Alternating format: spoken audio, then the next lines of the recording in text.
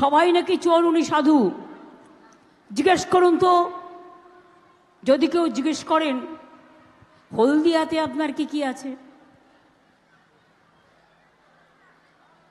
নন্দীগ্রামে কি কি আছে, বাড়িঘর কি কি আছে, সম্পত্তি কি কি আছে, মাছ ধরতে দান কিসে করে, পেট্রোল পাম্প কাদের আছে, সব যদি জিজ্ঞেস করতে চান কোনোদিন কোনো উত্তর পাবেন?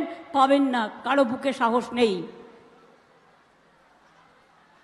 আর যিনি এখানে দাঁড়িয়েছেন তিনি ভাবছেন এটাও বিচারালয়, তাই তিনি কখনো বলছেন পদত্যাগ করতে হবে। আমি বলি আগে নিজে দেহ ত্যাগ করুন, তারপরে পদত্যাগের কথা বলবেন। আগে প্রথমে নিজের লজ্জাটা ঢাকুন।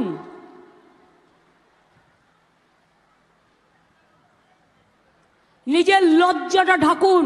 আপনি বিচারালয়ে কলঙ্ক।